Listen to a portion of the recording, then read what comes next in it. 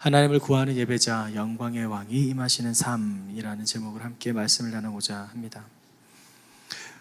오늘 시편 마지막 부분에 있는 말씀은 우리가 찬양으로도 익히 알고 있는 너무나 유명한 시편입니다. 어제 이 시편 23편에 이어서 오늘 말씀도 우리가 많이 찬양으로도 불려주는 곡 중에 하나이죠.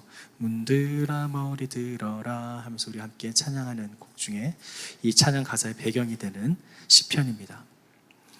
하나님으로부터 신정 왕국의 통치자로 임명받은 다윗은 자신을 선민의 통치자로 삼으신 하나님의 언약을 상징하는 그 언약궤가 이제 드디어 예루살렘으로 오게 되면서 하나님의 백성을 대표하여 하나님을 찬양하고 있습니다. 바로 그 찬양이 오늘 이 시편인데요.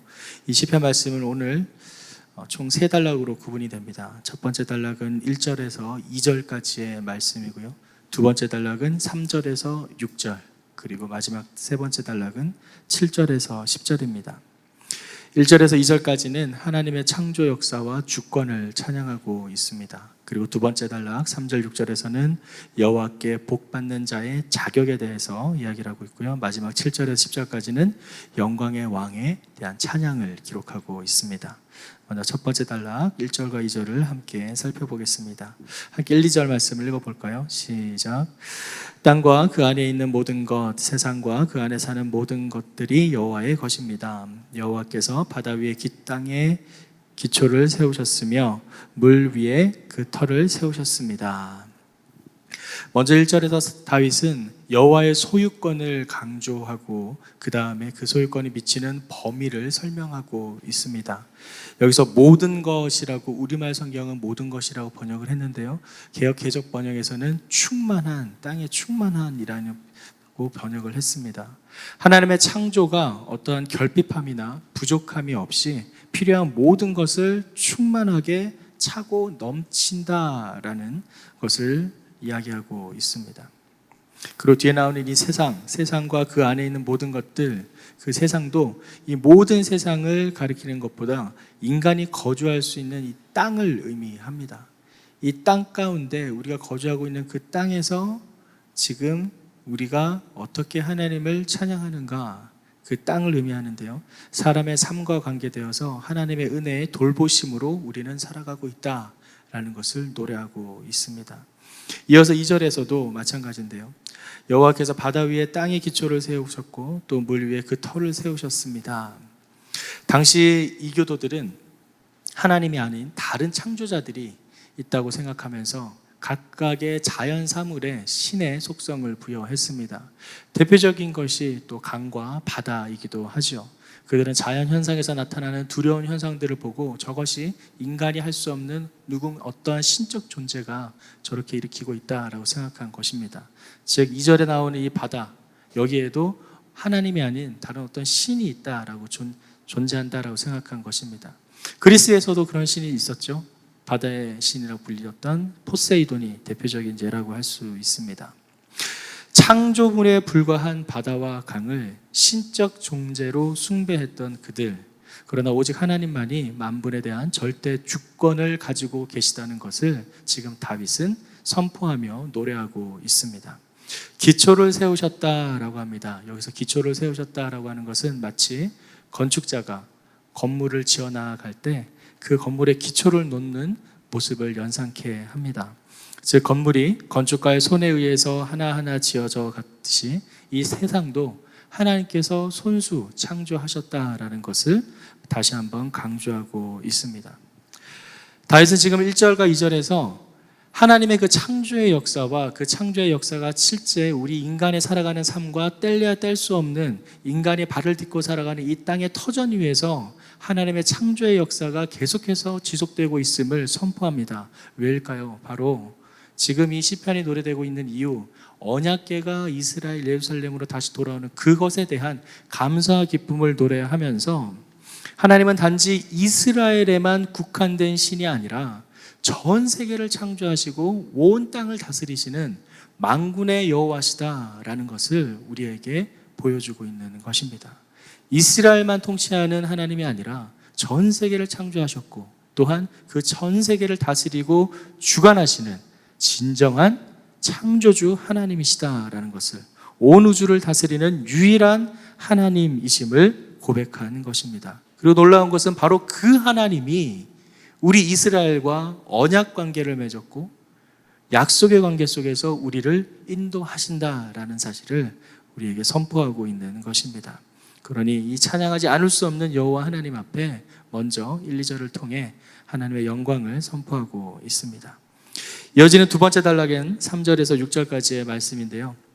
그렇게 여호와와 함께 언약된 자, 약속의 메인 자, 이러한 관계 속에 있는 우리가 여호와께 복을 받았을 때 어떠한 자격을 가져야 하는가에 대해 이야기를 하고 있습니다. 3절 말씀을 함께 읽겠습니다. 3절 말씀 시작. 누가 여호와의 산에 오르겠습니까? 누가 그 거룩한 곳에 서겠습니까? 누가 그 땅에 설 수 있냐고 질문을 합니다. 1, 2절에서 다윗의 시선이 여호와 하나님을 찬양하는 그곳의 시선을 향했다면 이제 3절과 6절에서는 그 시선이 인간을 향하고 있습니다. 여호와의 산, 거룩한 곳 어딜까요? 바로 하나님의 언약궤가 있는 시온산을 가리킵니다. 따라서 여기서 오를 자와 거기에 설 자는 모두 하나님께 예배를 드릴 자를 의미합니다. 산에 오를 자 누구냐, 거기에 설 자가 누구냐, 모두 다 하나님께 예배할 자가 누구냐라는 질문인 것이죠. 여기서 여호와의 산을 오르다라는 것은 단지 산을 진짜 걸어서 올라가는 것, 그 이상의 의미를 지니고 있습니다. 즉 예배를 드리는 이스라엘 공동체의 영적 성숙을 드러내는 것입니다. 예배 공동체인 이스라엘 백성이 하나님께 예배드리러 올라가는 그 행동 그 자체가 영적으로 성숙함으로 올라가는 그러한 것으로 이해할 수 있다라는 것이죠. 예배를 드리러 가는 그 행위는 곧 하나님을 향한 그들의 사랑과 정성과 경외의 모습을, 그러한 마음들을 함축하고 있다라고 볼 수 있습니다. 우리가 이렇게 새벽에 나와 예배드리는 것도 수요일에 예배드리고 또 정기적으로 기도하고 주일에 예배드리는 것, 그 모든 것들이 우리의 신앙의 여정 속에 영적 성숙으로 올라가는 그러한 모습을 보여준다고 할 수 있습니다. 그런데 그렇게 여호와의 산, 거룩한 산, 예배드리러 갈 자가 누구인가? 라고 했을 때 그 답변으로 4절 말씀이 기록되어 있습니다. 4절 말씀을 함께 읽겠습니다. 시작. 깨끗한 손과 순결한 마음을 가진 사람, 곧 마음에 헛된 생각을 품지 않으며 거짓으로 맹세하지 않는 사람입니다. 네 가지의 조건들이 나오죠. 깨끗한 손, 그리고 순결한 마음 가진 자, 또 마음에 헛된 생각을 품지 않고 거짓 맹세하지 않는 자. 네 가지의 자격 조건이 하나하나 기록되고 있습니다. 먼저 깨끗한 손. 이 깨끗한 손은 단지 그냥 손을 잘 씻어서 깨끗하다는 손이라는 의미보다 개인의 구체적인 삶의 방식과 또 그에 관련된 활동을 상징하는 표현인데요. 굳이 깨끗한 손이라는 이 단어를 쓴 이유는 구약에 나온 이사야에 있는 말씀에 빗대어서 비교해 보면 쉽게 이해할 수 있습니다. 이사야 1장 15절 말씀에 이렇게 기록되어 있는데요. 제가 읽어드리겠습니다. 너희가 손을 펼 때 내가 내 눈을 너희에게서 가리고 너희가 많이 기도할지라도 내가 듣지 아니하리니 이는 너희의 손에 피가 가득함이라. 너의 손에 피가 가득함이라 라고 되어 있습니다. 즉 그 손으로 악을 행했다라는 것이죠. 따라서 여기에 기록된 이 깨끗한 손이라는 의미는 모든 활동에 있어서 남에게 해를 끼치지 아니하는 자, 또 사회적으로나 개인적으로나 삶에 흠이 없고 나무랄 데 없이 깨끗한 자를 뜻합니다. 개인의 성결 그리고 공동체 안에서 덕을 끼치는 그 삶이 예배하는 삶과 무관하지 않다라는 것을 보여준다라는 사실입니다. 즉 우리의 예배하는 그 모습이 우리의 삶과 떨어져서 생각되어질 수 없다라는 것입니다. 예배드리러 교회 나왔을 때만 깨끗하고 삶에 돌아가서는 다시 악을 행한다면 그것은 참된 예배자의 모습이 아니라는 사실이죠. 우리가 너무나 잘 아는 것처럼 로마서 12장에 기록된 그 말씀, 우리의 삶을 하나님께 드려서 거룩한 산 제물로 드리라는 그 말씀처럼 우리는 우리의 예배하는 모습 속에 있는 그 모습 그대로 우리의 삶 구석구석에서 살아가야 될 줄 믿습니다. 그것이 깨끗한 손이 의미하는 바입니다.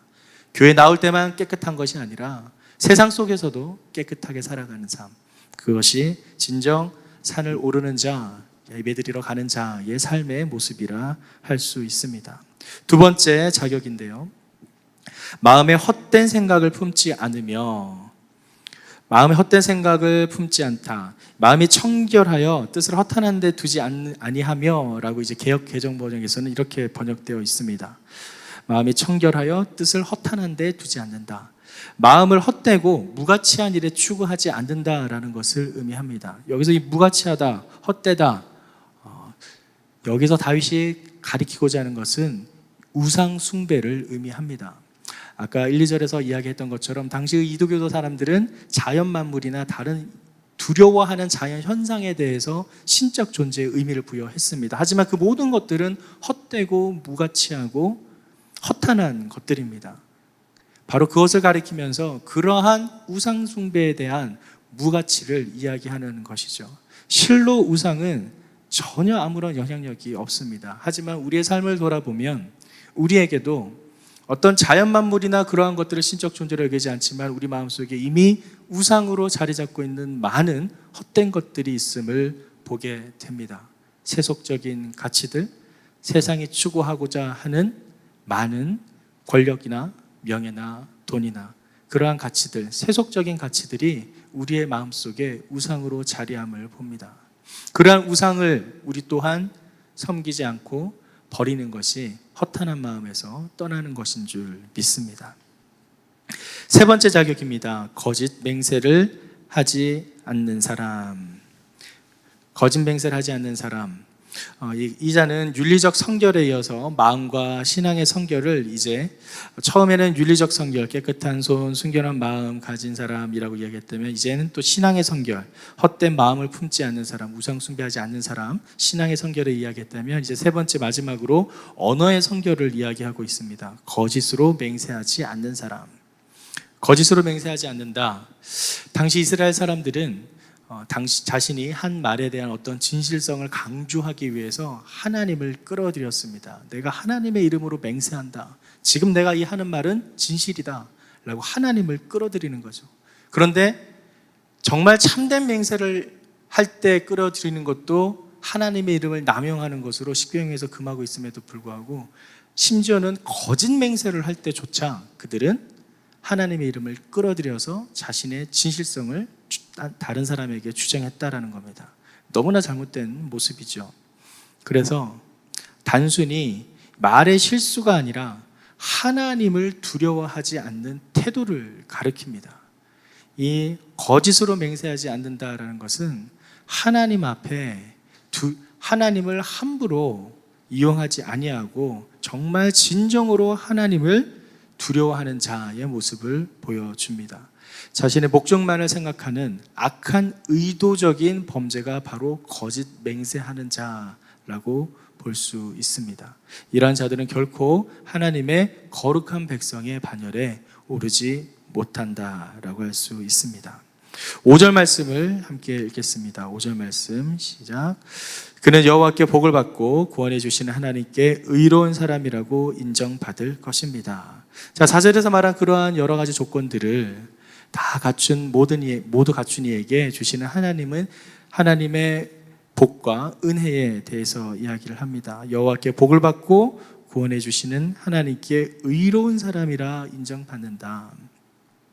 이를 통해서 여호와께서 주시는 복은 개인의 마음의 청결함과 또 이웃과 공동체에 대한 바른 인간관계를 통해서 얻게 됨을 봅니다. 그런데 중요한 것은 여기서 우리가 착각해야지 말아야 될 것이 이것이 구원이라는 것과 연결되어서 마치 우리 어떤 행위로 말미암는 구원을 이야기하는 것은 아닙니다. 구원받은 이가 여호와 하나님을 예배하는 자가 마땅히 삶 가운데 보여야 할 삶의 모습을 이야기하는 것입니다. 이것이 자격이라고 주어져서 마치 어떤 조건처럼 생각을 해서는 안 된다라는 것입니다. 우리 구원의 조건은 예수 그리스도를 믿는 믿음입니다. 그러한 믿음과 또 하나님을 예배하는 자의 바른 삶의 모습이 마땅히 이러해야 한다라는 것을 보여주는 것입니다. 그래서 5절 말씀에 있는 이 의는 내가 아까 읽었던 4절 말씀에 그러한 삶을 살아갈 때 나의 행위로 얻어지는 의가 아니라 하나님께서 의로운 사람이라고 인정을 해주는 하나님으로부터 오는 의라는 사실을 기억해야 합니다. 내가 이러한 행동을 했다고 해서, 내가 그렇게 청결하고 깨끗하고 거룩하게 살았다고 해서, 거짓말 안 하고 살았다고 해서 의를 얻는 것이 아니라, 하나님께서 진정 참으로 예배하는 자, 하나님을 믿고 신뢰하여 나아가 예배할 때뿐만 아니라 거기에 합당한 삶을 살아가는 자에게 하나님이 의롭다 하는 칭하심을 우리에게 부여해 주신다라는 사실입니다. 이것은 결코 나의 힘으로, 나의 능력으로 얻는 것이 아니라는 것을 기억하시기 바랍니다. 6절 말씀을 함께 읽겠습니다. 6절. 이는 여호와를 찾는 세대며 그 야곱의 하나님의 얼굴을 구하는 세대입니다. 셀라. 이제는 그것이 한 개인을 넘어서 세대로 확장됩니다.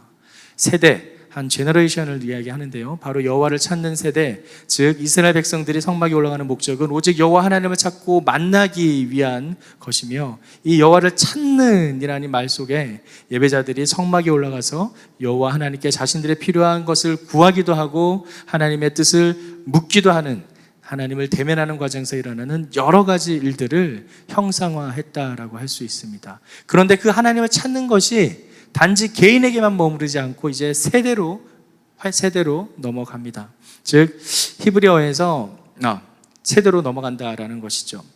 후반부에 나와 있는 하나님의 얼굴을 구하는 세대라는 표현도 그렇습니다. 하나님의 얼굴을 구한다. 이 히브리어에서는 이 얼굴은 신체의 모든 것을 대표합니다. 그리고 이 얼굴은 사람의 인격과 성품을, 그 전체를 상징적으로 나타낸다라고 할 수 있습니다. 그래서 여기서 하나님의 얼굴이라 함은 하나님의 인격과 성품의 완전하심을 나타냅니다.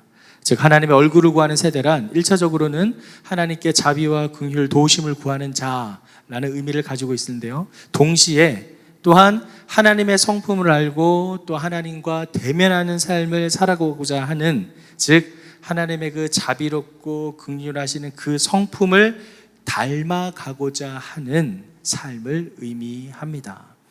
바로 여호와를 찾는 세대, 하나님의 얼굴을 구하는 세대는 그렇게 하나님의 성품을 닮아가고자 하는 이후에 모든 믿는 자들의 삶을 의미한다고 할 수 있습니다.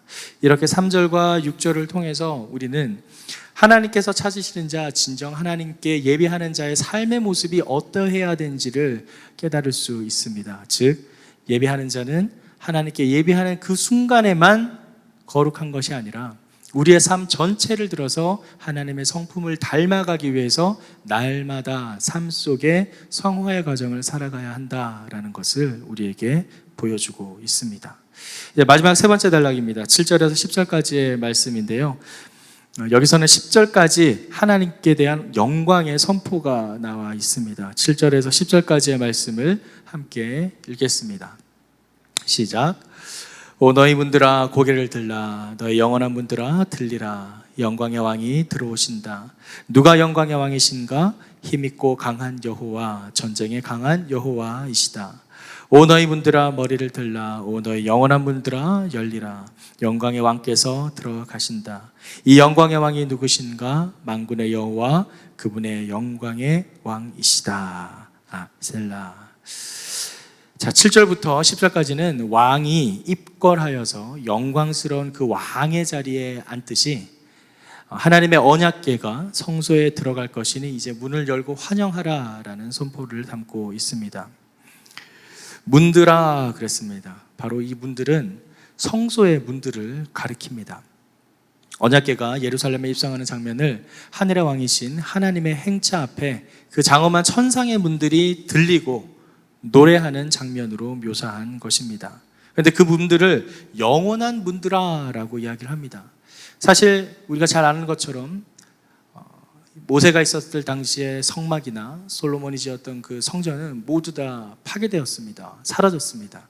그래서 여기서 말하는 영원한 문들은 우리가 눈에 볼 수 있었던 가시적인 그 문들 이상의 의미를 지니고 있다고 할 수 있습니다. 즉 하나님이 계시는 그 하늘 성소의 문을 지칭하는 것으로 영원한 문, 천상의 문이 하나님의 임재 앞에서 스스로 들리는 장면을 연상케 하는 시적인 표현이라고 할 수 있습니다. 이스라엘이 하나님의 선택받은 이 언약의 백성임을 상징하는 그 언약궤가 신정왕국인 이스라엘의 새로운 수도 예루살렘에 모시는 바로 그 행사에서 이 시가 불렸습니다. 그러니 이제 언약궤가 들어오는 그 모습을 통해 영광의 왕, 만왕의 왕, 만군의 여호와를 찬양하라라는 그 놀라운 기쁨과 감격을 생생하게 표현하고 있는 것이죠. 사실 이 언약궤가 상징하는 바는 너무나 큽니다. 지난 시간에 제가 한번 말씀드린 것 같은데 성막은 예수 그리스도를 상징한다고 했는데요. 그 핵심인 이 언약궤가 또한 예수 그리스도를 상징합니다. 우리가 잘 아는 것처럼 언약궤 안에는 세 가지의 유품이 들어 있습니다. 금 항아리에 들어가 있는 만나가 들어가 있고요. 그리고 아론의 쌍난 지팡이가 있고요. 그리고 십계명의 말씀이 기록된 돌판이 들어가 있습니다. 이 세 가지의 유품이 상징하는 바들이 있죠. 바로 모두 다 한 가지 한 가지가 다 우리 인간의 죄악된 속성으로 말미암아 결과가 나타난 것들입니다. 만나 어떤 것인가요? 하나님께서 우리에게 먹이셨던 것입니다. 그런데 사람들이 우리가 먹을 게 없다고 죽고자 했을 때 하나님께서 내려주신 것이죠. 그들의 불평불만을 하나님께서 만나로 채워주셨습니다. 아론의 쌍난 지팡이, 고라와 단의 반역을 기억하시죠?